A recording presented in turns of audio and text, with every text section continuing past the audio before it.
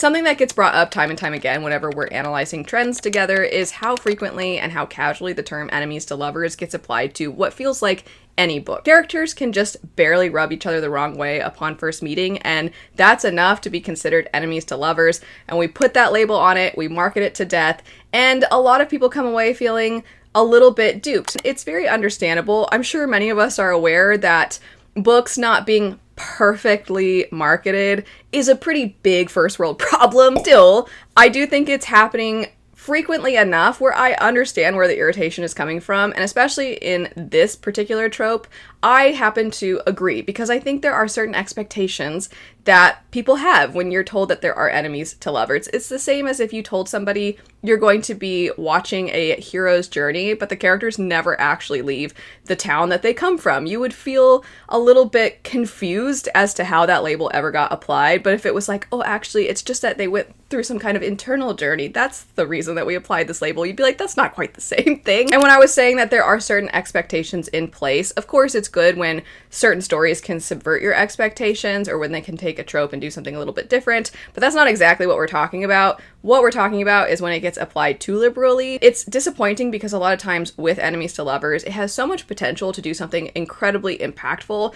And with how divisive our real lives can be, whenever we see works of fiction that show characters forming bridges, coming to understand each other, and then even though they maybe have been taught something their entire lives, maybe they've had propaganda put onto them since the time that they were young, when they can push back against all of that simply because there is somebody that opens their eyes, and then that can turn into attraction, and then they can actually become characters that represent how much more powerful it is to stand united rather than to be divided by these things that ultimately maybe don't even really matter and are just a means of control or a means of trying to gain more for a very small number of people. And when they can stand against that and then they can represent something revolutionary, that can create for a really, really amazing story. There are certain hurdles, of course, depending on just how strong the enemies part was at the beginning, but the point is sometimes characters will just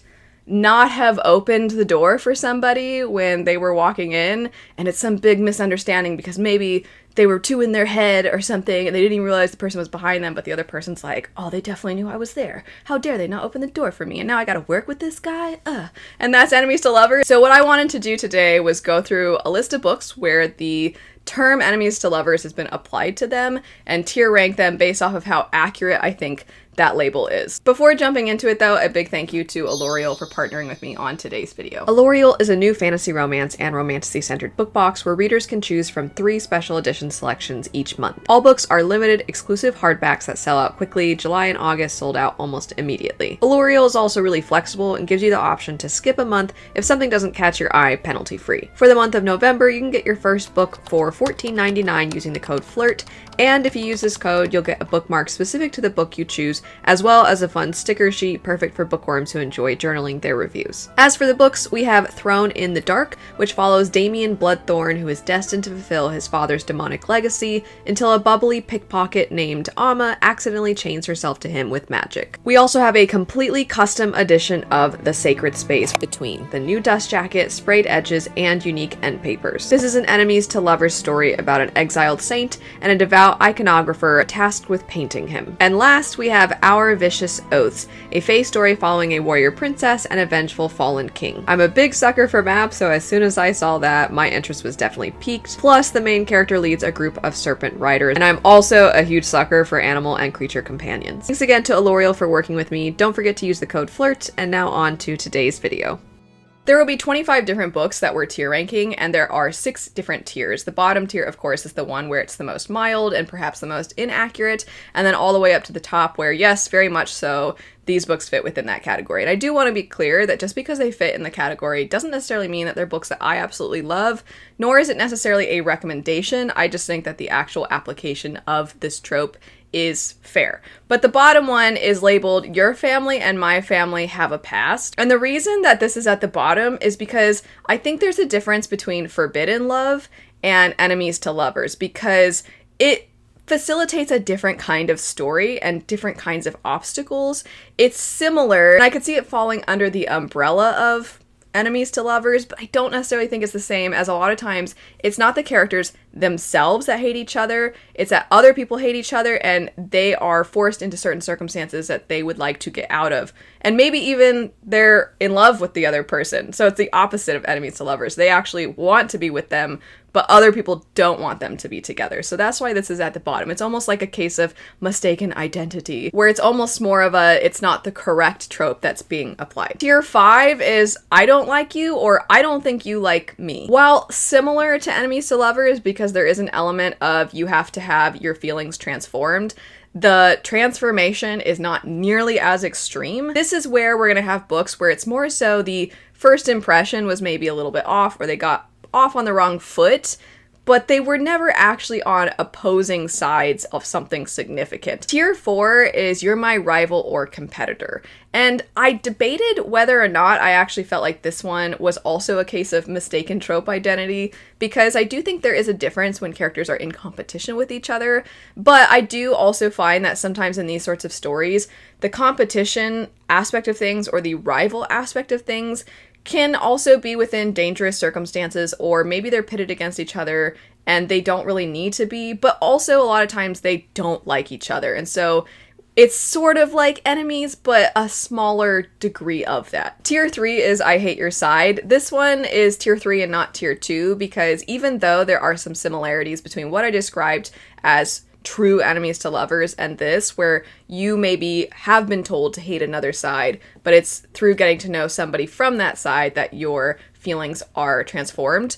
It's very similar, but I think that in this instance, sometimes you can hate the side, but right from the beginning, you recognize that you don't hate every individual person on that side, or maybe you initially started on the same side and then you went your separate ways. So there's already something built in, some kind of trust, or you want to believe in that person and you want to try to understand their side, but currently you are in opposition.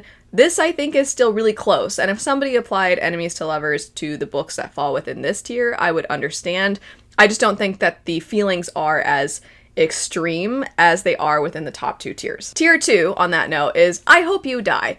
And the difference between this and tier 1 is that tier 1 is I'm planning your death currently. And obviously, I hope you die is that you really hate this other person, and they are your enemy, but you're perhaps not plotting their demise or plotting their death. You don't mind if bad things befall them, but you aren't actively doing everything in your power to eliminate them. Whereas in the top tier, as the title would imply, that's very much what you're doing. You are trying to kill that person. You're trying to vanquish them in some fashion. All that said, we'll go ahead and start with tier 6, and then we'll work our way to the top. And a reminder, this is the Your Family and My Family Have a Past. The 3 books that I'm putting within this are These Violent Delights, Fourth Wing, and Spellcaster. These Violent Delights is a Romeo and Juliet retelling, so naturally it makes sense that this one I thought perfectly fit within this tier. And once again, I don't necessarily think it's that these characters themselves are enemies, even though when you first start the story, they are on opposing sides to some degree. It's more familial sides, though, as opposed to some kind of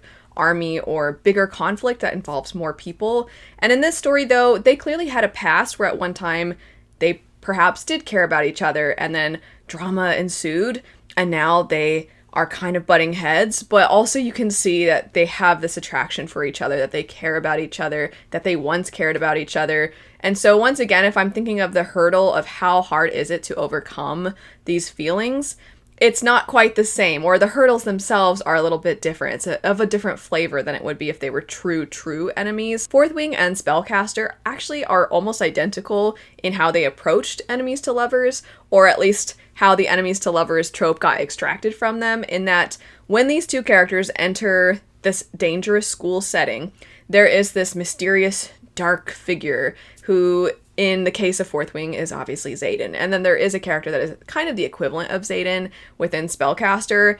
And both of the main characters of these stories, they're unsure about these characters, they're told they're dangerous, they're told to stay away, and clearly something happened with the parents of the characters, but the characters themselves are not really sure if they can believe everything that their families have told them. They understand, okay, I better have my guard up around them, but as the stories progress, they kind of can't seem to resist getting closer to those people, which actually is something that this video might incidentally do. Is if you like one thing, you might actually be like, oh, I might like this other thing. And so maybe if you like Fourth Wing, you might enjoy aspects of Spellcaster, because in this department they are very, very similar. Going up now to tier 5, which is either I don't like you or I don't think you like me. First two that we'll start with are actually not fantasy, but rather contemporary romance, and I think these two books were the origin for a lot of people of their frustration with how this gets applied to books, and those would be The Love Hypothesis and Book Lovers.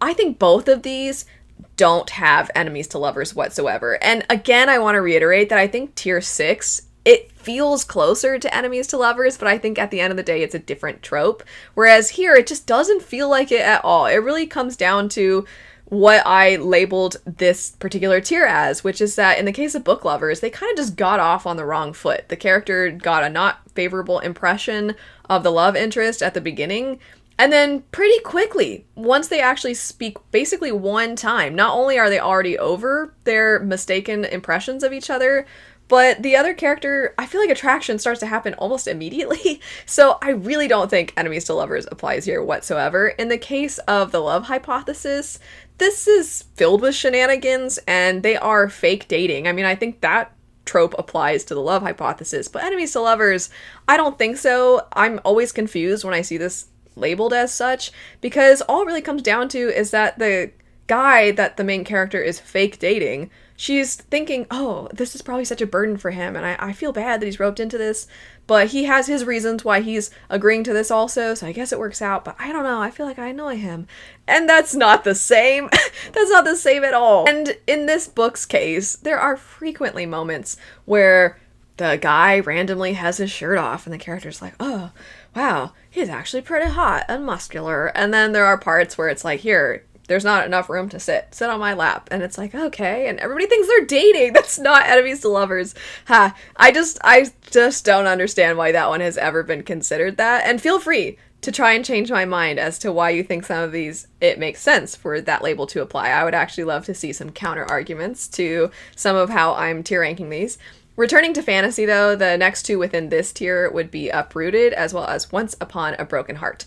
Once Upon a Broken Heart was one of the most difficult for me to figure out where to place it, because I actually do feel like I understand why that gets applied, but I don't know if the main character ever necessarily hates the character that there is some kind of romantic tension with.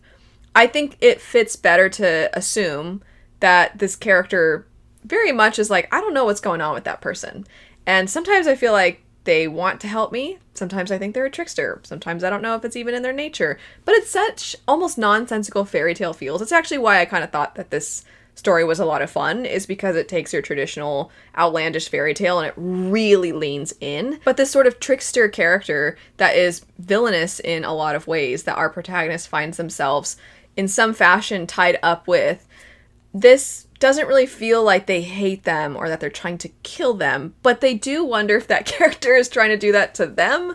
So it doesn't really quite feel like enemies to lovers. I get this one a little bit more, even if I don't necessarily think that it's exactly fitting the trope necessarily. And then Uprooted is not necessarily enemies. They're just kind of awful to each other, especially the wizard character. So the premise for the story is that at some point, there will be a girl from this small village that's basically given over to this wizard who lives in this tower.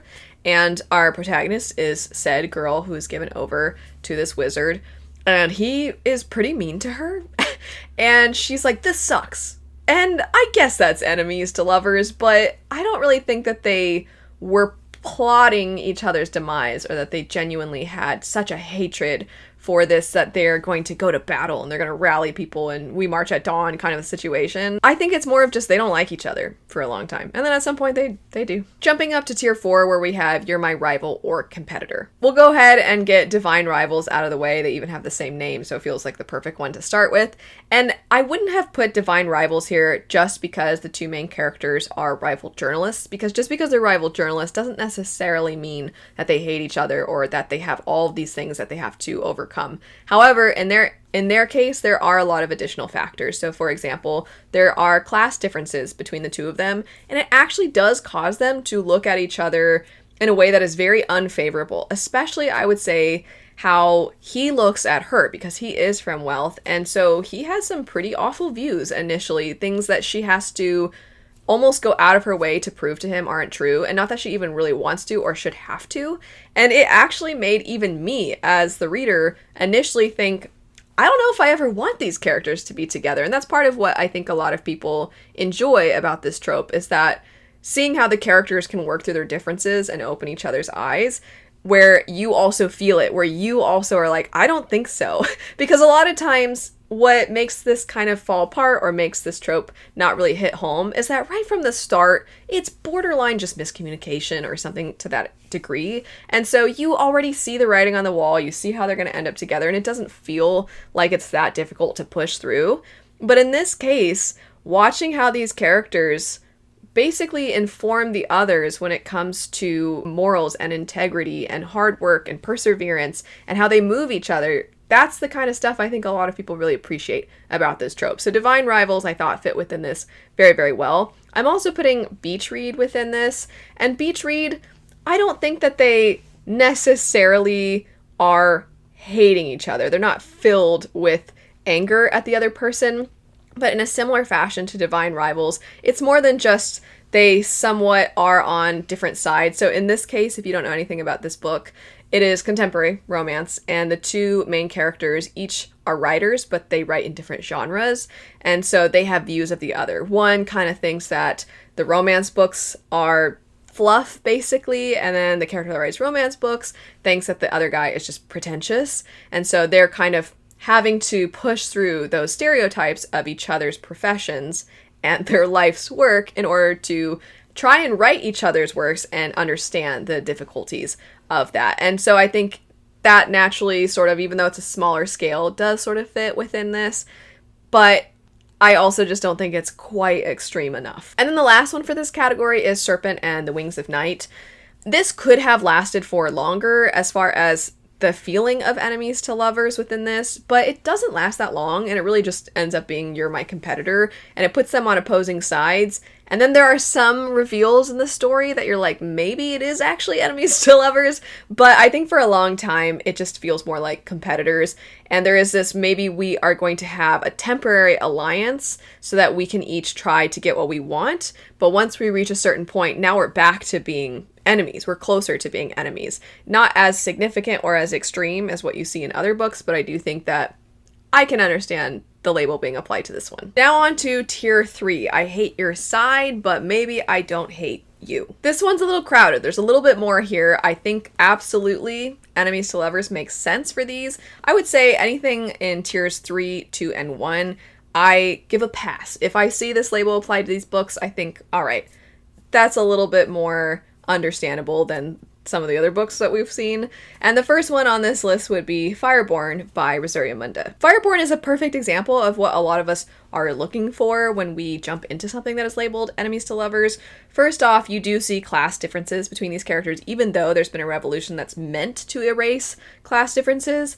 The impacts and the effects of not necessarily actually balancing everything out is still present, and so those who were benefiting from a different kind of education or wealth in the past are still going to have an edge on people now that the revolution has happened. And you see that is true of our main characters, Lee and Annie, because one of them was from a position of privilege and the other was not. They were a peasant.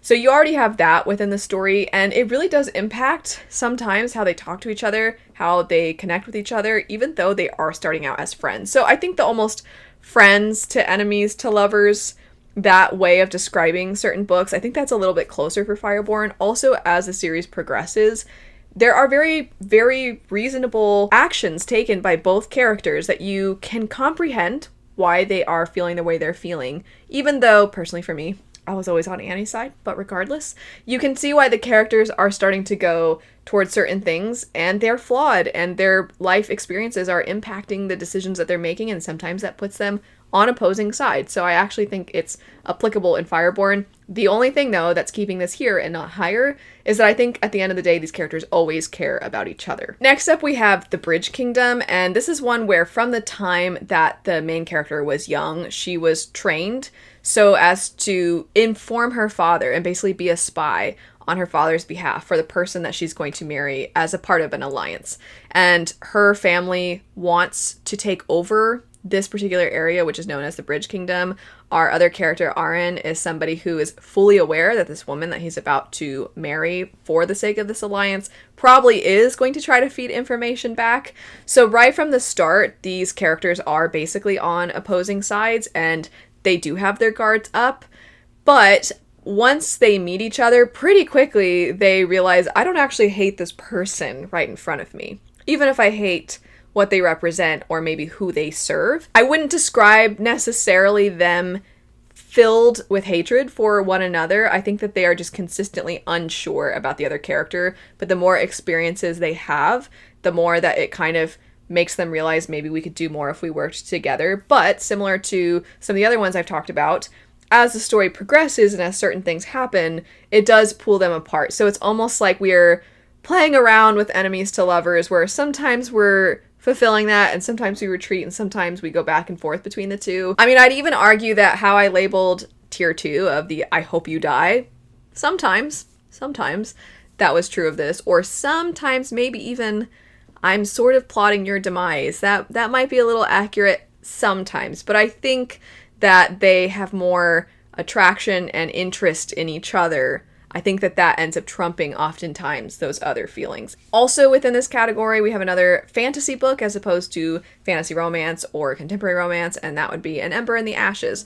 This one, I think, is a more mild version of what we've been describing of the others within this tier, because this one, I don't know that the characters truly ever hated each other basically at all. I think pretty quickly they met each other and realized maybe we are both victims of our circumstances, or maybe we're both victims of this society.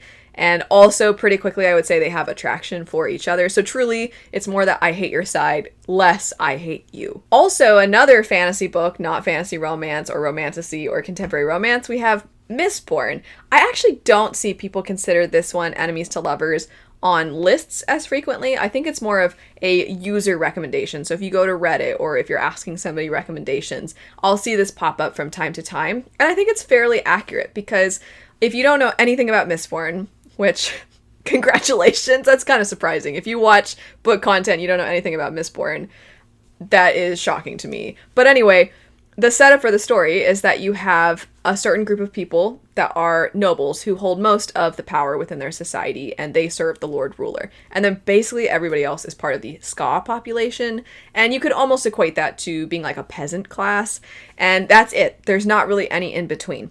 And as a result, you have the Ska wishing for better lives and wanting more for themselves, but they don't have power, except our main characters are individuals who perhaps maybe do, and they slipped through the cracks, and now they're using these opportunities to try and lead a revolution. And our main character, Vin, is somebody who goes in disguise as a noblewoman and is trying to gain information from the nobles and report that back. And Vin ends up meeting somebody who is not only just a noble, but they are a noble of one of the most powerful houses, and seems to think that maybe he's actually a decent person. She's told time and time again that's how a lot of them seem, but push this individual on their ethics and their morals and ask them about the Ska and see what they have to say. And I do think that there's a lot of overcoming what you've been fed and what you've been told and pushing through to try and reach the other side and understand each other. I think all that happens really quite well within Mistborn. But to repeat myself, I don't know that they necessarily hate each other. In fact, they hardly basically ever hate each other. The last two for this category would be Poison Study and Spinning Silver. Spinning Silver is one where the Fae like characters in this story, and then the humans, we do see two characters come together, and it's not your typical Fae romance type of story in any fashion. These are more folklore-inspired beings. They are very, very different from how mankind behaves, and they are basically just trying to use the main character, Miriam, to create gold from silver. The reason being that Miriam is a moneylender, and when she collects, there's also interest that has built, and so she is making more than what she initially gave. And so in their mind, in the Fae's mind, or the Fae-like beings in this, they see that as magical, because how did you transform something that was silver into something that's worth more than silver? And they want to use her to basically perform this magic for them. And she's like, it's just interest. But she is now tasked with all these ridiculous things that she's expected to do. And it is through this that they kind of have a respect for one another build to some degree. And it is fun to watch that progression. I wouldn't categorize this as enemies to lovers necessarily. I think that they are a thorn in each other's side, and they are frustrating. And also, these beings do have impacts on the weather, and they can have an impact on other people's lives. Some of them are less dangerous than others, so it really does feel more, it's like your entire side. I don't understand your side. And I think that your side contributes to a lot of the hardships that we face. So it does fit within this category, but isn't maybe necessarily as extreme as some of the other ones. Poison Study is a little bit more contained in that the main character, somebody who was imprisoned, was supposed to be executed. And then instead of being killed, they are offered the opportunity to become the leader's taste tester. So the idea being, of course, that they would taste for poisons. And as such, they decide, I would rather live, even if it means that I'm going to have this restricted life. I still want to live. And there is somebody who is tasked with overseeing them. And also in overseeing them, they don't want them to ever just run off and leave. So they poison them, and they have to report back. The main character has to continuously come back for the antidote, and they are trapped, basically. But you can also see that maybe there's some attraction there. So it's like, I hate your side because you're my captors in a sense, but you also kept me from death. So you gave me opportunities. And there's a lot of mixed feelings there, and they're understandable mixed feelings, though I wouldn't say it's a I hate you individually. But let's talk about characters that do hate each other. So going now to tier 2, which is the I hope you die. Maybe perhaps not actively constantly trying to kill you, but I wouldn't mind if bad things happened. And I think one that I really debated, does this go in tier 1 or does this go in tier 2? And I'm like, I think it goes in tier 2. And feel free to argue on this book's behalf if you feel like it goes in tier 1. As stated before, I feel like all the books in these top 3 tiers, I think it's okay for this label to apply. But this one, still, I didn't put it in tier 1. And that would be Cruel Prince by Holly Black. I do think that these characters are constantly trying to get an edge on each other. I do think at times these characters hate each other, you could say.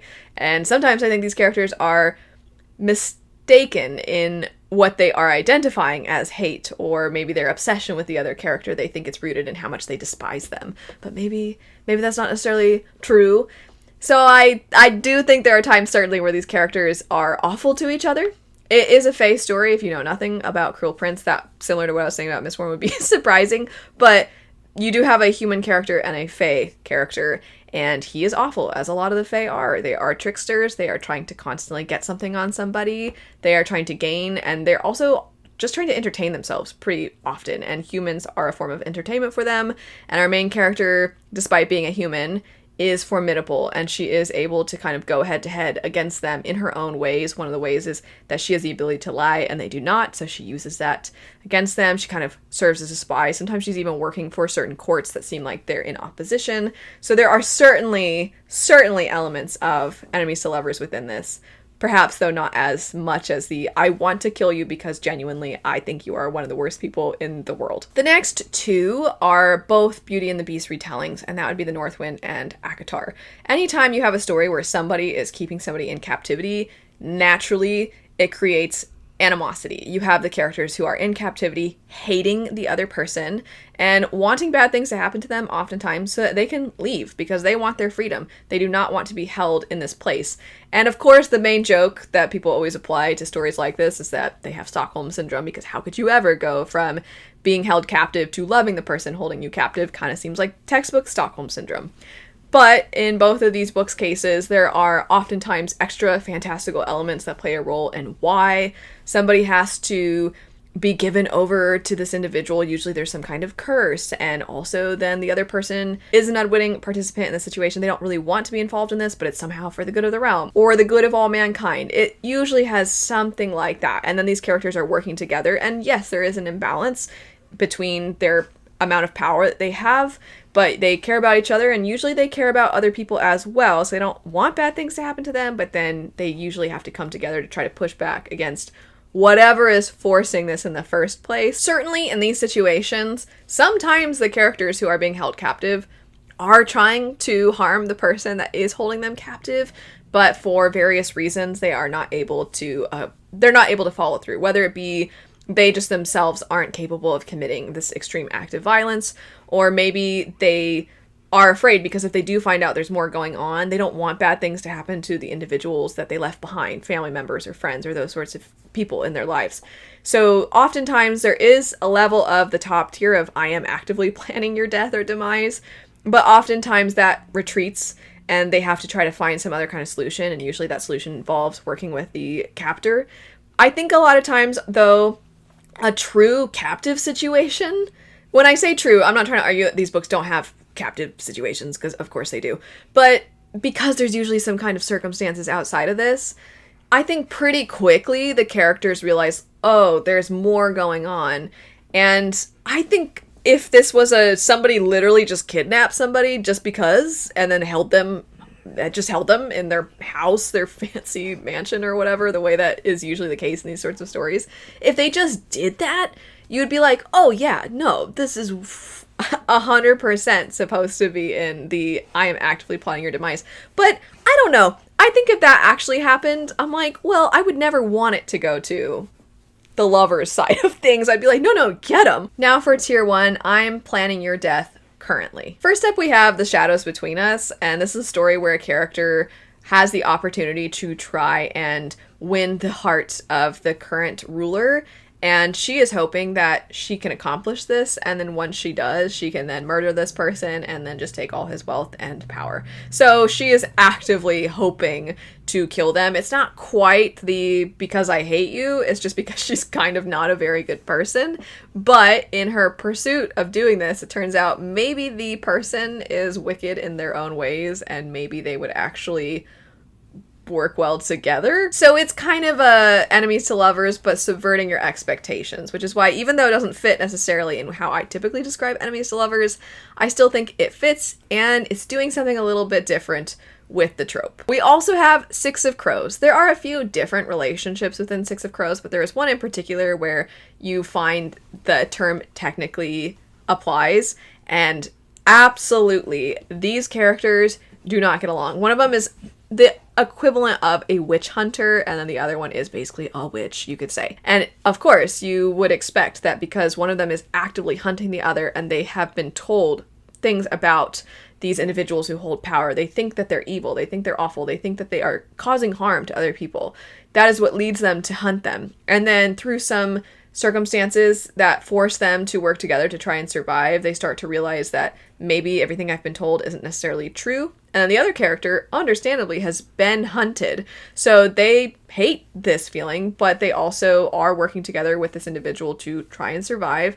And it is through these kind of forced proximity situations that they are realizing maybe there's more for us to understand about each other than for us to be divided by. Similarly, you could apply most of what I just said to the book Serpent and Dove. I don't really need to elaborate, as it is pretty much verbatim. There is a witch hunter, and then there's a character who is a witch, and perhaps there is attraction between the two of them.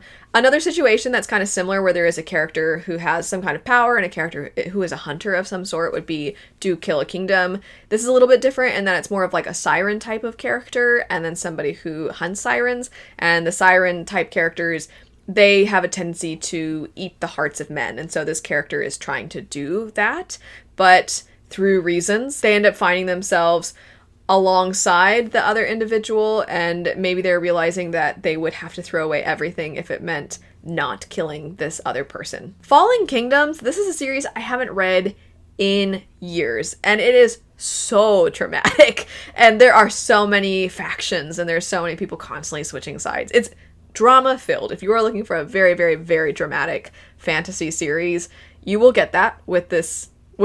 And within the story, there are a number of different pairings that happen, and sometimes we switch different characters up. And certainly one of the pairings is pretty ultimate enemies to lovers, in that one of them is responsible for some of the bad things that happened to people that our other character cares about, but then they are forced to be together for political reasons, and they hate each other, and they really wouldn't mind killing the other person, but then maybe they slowly start to fall in love. It's to a T, the enemies to lovers trope. So I think certainly this one applies here. And then the last one I'm going to say is one that I have only read the first book. So I'm still in the enemies part. And I know from being told, and also because it's marketed as a romance, which I still debate if it should be. But regardless, I know that eventually things will take a shift in their relationship. That would be Captive Prince. The name kind of says it all. There is a character who is given over, and he is a captive, and he is within the society that is horrible. He knows it's horrible. He thinks it's horrible. He witnesses terrible things happening constantly, and the person that he is the captive of harms him and mistreats him.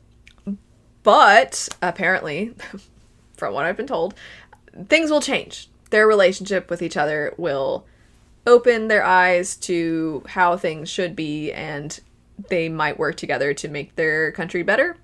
I'm putting this here because 100% it applies.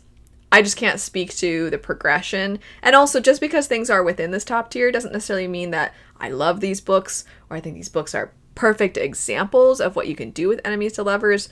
I just think that the label itself actually is applicable in this instance, and with this book, I would say that is the case. All that said, let me know, what other books would you highlight, whether they be just considered fantasy, fantasy romance, romantasy, contemporary, whatever the genre is. What are some books that you feel like actually fit within the enemies to lovers? So let me know one that top tier you would say, yes, this applies. But then what's something else that you see considered enemies to lovers and you feel like that is completely false? Thank you again to Elorial for partnering with me on today's video. I'll have all information about them in the description bar down below. Thanks so much for watching though. I hope you have a great rest of your day, and I'll see you later. Bye.